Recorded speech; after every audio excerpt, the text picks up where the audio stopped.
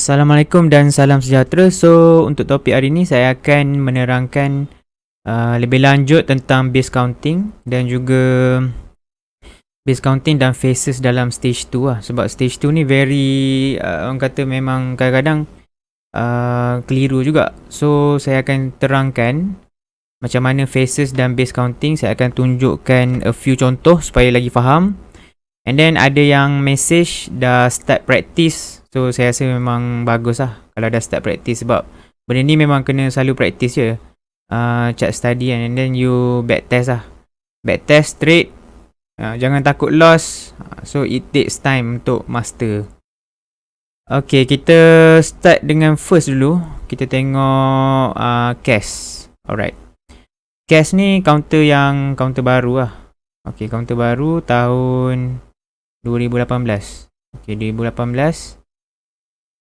So boleh tengok dulu. First kali tengok time frame yang besar, monthly ataupun weekly. Okay, first kita tengok monthly atau weekly. Senang cerita tengok weekly lah. Sebab monthly ni macam terlalu sikit sangat candle kan. So kita tengok weekly dulu. Okay, base ni basically kalau dalam buku How to Make Money in Stocks, base ni dia dirujuk sebagai chart pattern lah sebenarnya.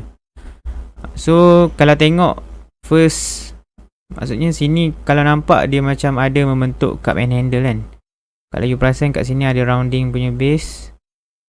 And then dekat sini low dia membuat higher low. Low kat sini membuat higher low. So kita tahu dekat sini contraction dia dah berkurang. Alright, itu adalah, so the whole ni, okay, the whole ni adalah first base. The whole ni adalah first base. Kita bukan nak masuk entry yang paling awal, tapi kita nak masuk at the right time. So bila tengok weekly, dah faham dia punya story dia. Okay, so kita tengok daily. Alright, kita tengok daily. Saya padam balik. Okay, tadi berapa? 375 kan. So kita tengok daily. Okay, bila dia breakout, nampak dia breakout phase 1. Okay, you nampak dia punya kenaikan dia best 59. Dia naik. Sebab you kena faham, bila dia nak buat satu markup yang best, dia kena come from big base. The bigger the base, the bigger the move. Itu adalah konsep second rule of Wyckoff, cause vs effect. So yang kedua, okay, kita tengok kat sini. Yang kedua dia dah markup. So dia buat another base. Sama ada pullback ataupun consolidation. Kalau consolidation dia akan ke tepi macam ni lah. Kalau macam ni pullback. And then dia membentuk satu lagi pattern. So yang ni dia nak break kan. So sini ada fake breakout. Okay, sini ada fake breakout. Sebab maybe masa ni saya beli dekat area sini. Saya ingat lagi saya beli dekat area sini. And then ada juga video sebelum ni. Saya beli dekat area sini. And then kat sini ada fake breakout. Kat sini nampak ada sign of weakness. Sign of weakness. Macam mana kita nak tengok sign of weakness? Dia dah ada multiple rejection. Nampak upper tail kat sini kan. So dia ada rejection kat area sini lah. And then dia reset balik. Kalau tengok dari segi contraction pun, dia dah berkurang. Sekejap Okay, dari segi contraction pun dia dah berkurang. Tengok ni. Dia membentuk higher low. Dia buat low tapi dia lagi tinggi daripada low sebelum tu. So itu kita tahu dia panggil constructive sign lah. So bila dia breakout, okay, dia breakout sini. Breakout dengan high volume. Okay, dia breakout dengan high volume and then dia akan meneruskan kenaikan. So sekarang daripada base dah around 30%. That's why kalau perasan kat sini pun dah start ada sign of weakness. Volume menurun. In the macro view, volume menurun. So ada sign of weakness. So itu adalah, okay, ni first base. Ini dikira second base. Alright. So kita tengok contoh Headstar. So saya akan tunjuk a few punya contoh lah. And then kita tengok Headstar pula. Headstar. So boleh lukis weekly. Kalau macam rasa moving average ni macam berserabut, so boleh off je. Kalau ada yang tak biasa lagi kan, sebab saya dah biasa pakai. So kalau tengok X-Star ni, somewhere around here dia punya first base. Okay, somewhere around here. So you tengok ke sini, dia ada bentuk rounded. That's why traditional pattern ni selalunya phase 1 lah. Dia membentuk reversal pattern. Tapi selalunya dia akan membentuk rounded lah. Okay, lepas tu tengok dekat sini, bila dia dah ada markup, dia start buat base. Okay, kita tengok kat sini dah berapa persen. Daripada breakout phase 1, dia dah naik 23%, which is very good lah untuk swing trader, because we aim untuk buat 10 to 30% punya gain kan. So kat sini, okay, kita nampak ada second base. Ini adalah second base. Dia bentuk continuous pattern. Ni second base. First base phase 1. Ni second base dah masuk phase 2 lah. So phase 2 ni tengok, bila breakout, okay, bila breakout continuous pattern ni, and then dia campur dengan up gap, kiranya ni dua technical setup tau. So bila dua technical setup ni selalunya akan menjadi lah. Okay, so bila kat sini nampak dia respect MA10. So bila you nak take profit, dia nampak dia respect MA10. Bila you nak take profit, bila dia break MA10. Sebab kadang-kadang dia akan make another base. So yang ini adalah base yang ketiga. Okay, base yang ketiga. So 1 dengan 2, which is very good base. Base 3 kadang-kadang jadi, kadang-kadang tak. Base 4 memang kalau boleh elakkan lah. Dia dah start loose. Okay, ni base 3. Nampak dia breakout, and then dia teruskan kenaikan. Kalau perasan dekat sini, price ni memang tak sentuh langsung dia punya MA10. So kat sini kita tahu dia late run punya phase lah. Dia naik punya, dia punya degree tu pun naik, dia macam menegak sikit kan. And then kalau dalam masa yang sama you tengok volume. Okay, volume dekat sini volume dekat sini, kalau you tengok dari segi global view, volume kat sini besar, volume kat sini naik kecil itu adalah salah satu kita nak tahu sign of weakness lah. And then tengok kat sekarang, bila base 4 dia dah start loose.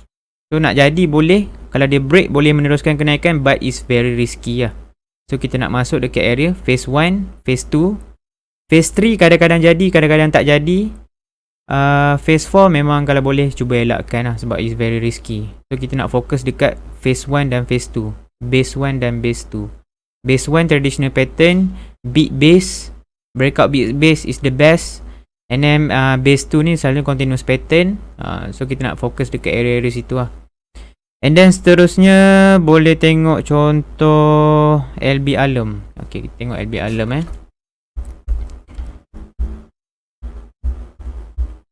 LB Alum. Okay, so tengok weekly dulu. Tengok weekly. Kalau serabut offkan moving average, so tengok around, sampai around here lah. Dia punya big base. So you tengok bentuk dia macam ni. Dia bentuk rounded. And then bila tengok daily. Okay, bila tengok daily, kat sini ada RBS. Dia test balik RBS. Kat sini dia markup. So kat sini ada second base. So dekat sinilah kita panggil tight price action. Selalu, dia tak selalu ada, tapi kalau ada memang cantik lah. Maksudnya dia one off, nak katakan breakout tu akan jadi, one off kriteria yang breakout tu akan jadi. Dia test few resistance, ada fake breakout, and then dia ada constructive punya price action, which is dia punya ni dah tight. Tight price action ni selalunya dia less than 15%. Kalau tengok kat sini 8%. Okay, so bila breakout, bila dia breakout base, and then dia ada up gap, nampak? Dia breakout base, dia ada up gap, sekali naik, Late phase stage tu selalunya dia akan naik menegak macam ni lah. Dia akan naik menegak macam ni. So kat sini first exhaustion, candle panjang sini, volume tinggi, and then sini second exhaustion. So memang tak menarik lah. Ni kalau tengok kat sini pun ada bentuk double top. So sini neckline. Neckline dia kat sini, and then you tengok down gap. So sekarang memang dah tak menarik lah, dah jatuh lah. Tak kisah company bagus macam mana pun, FA bagus macam mana, still ada price cycle. Okay. So kita tengok lagi contoh lepas ni.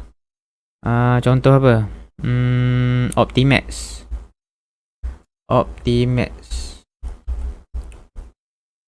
Berapa minit? 10 minit. Optimax. Okay. So tengok sini. Bila dia first kali dia ni, dia buat IPO, make sure dia buat first base tu. Kita tak perlu nak rushing nak trade. Make sure dia ada big base. Ibaratkan big base ni penting sebab kalau nak big move macam rumah besar, dia kena ada tapak yang besar untuk dia sustain kenaikan dia tu. So kalau tengok kat sini, ini adalah first base.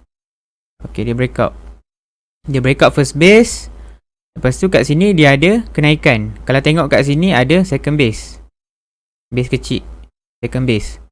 Tapi kat sini dia naik lepas dia breakout. Okay, dia naik 17%, less than 20%. Should be kalau dia breakout first, dia breakout base, dia kena buat kenaikan 20 ke 30%. So bila dia tak sampai 20%, which is dia reset balik base dia.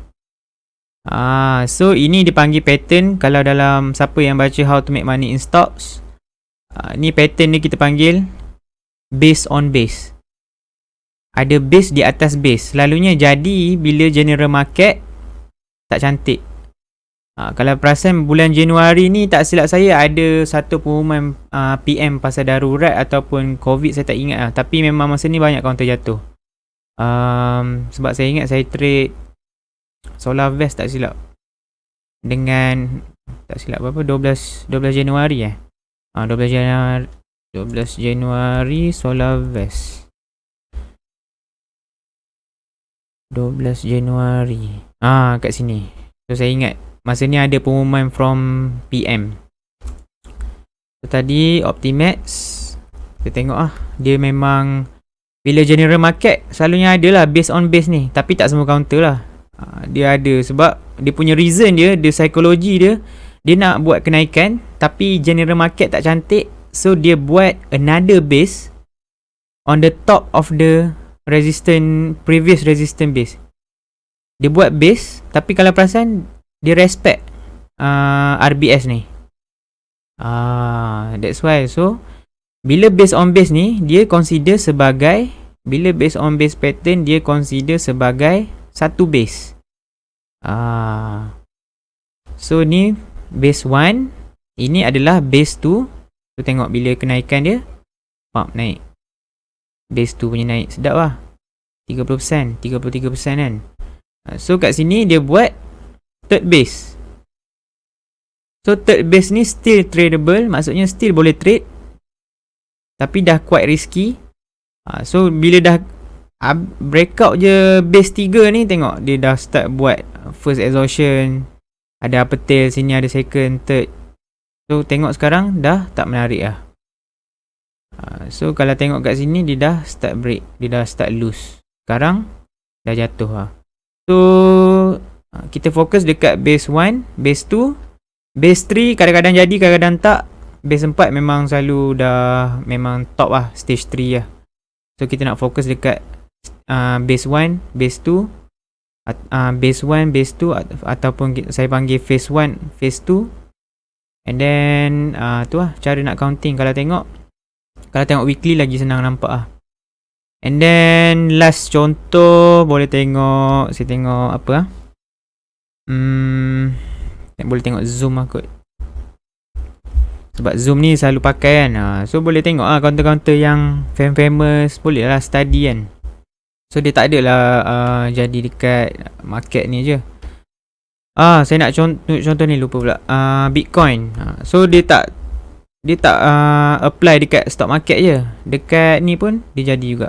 Bitcoin. Kita try tengok contoh Bitcoin. Okay, Bitcoin Okay, mula tengok weekly. Saya tengok weekly. Okay, kat sini kita garis. Dia bentuk. Okay, dia bentuk rounding punya pattern kan. Okay, kat sini dia bentuk rounding punya pattern. So seterusnya, seterusnya kita buka daily. Kita dah tahu kat mana resistance phase 1 tu. Kita buka daily. Okay, tengok kat sini dia dah markup. And then ada, okay, dia dah markup. Okay, dia dah markup. Kat sini base 2. Kat sini base 2 tengok naik. Memang sedap lah kalau breakout phase 2 atau base 2 ni. So, bila dekat base 3, benda dah obvious. You kena faham lah, bila benda dah obvious ni, possibility nak jadi tu kadang-kadang jadi, kadang-kadang tak lah. So, base 3 ni dah start loose. Kalau you tengok dari segi percentage correction tu kan. Okay, tengok kat sini percentage correction ni 19%. Dekat sini correction dia 28%. Nampak dah start loose. Kita panggil white and loose pattern lah. So kena tahu lah benda-benda ni, basic technical analysis kan. So bila dia break up phase 3, nampak dia dah start tak menarik lah. Dia dah buat sideway dekat tempat yang tinggi macam ni. 1, 2, 3. So ada 3 apa orang panggil, triple bottom kan. Tengok sekarang dah jatuh. So itu adalah contoh-contoh base counting phases dalam stage 2. So kalau ada apa-apa nak tanya, boleh tanya. Itu saja.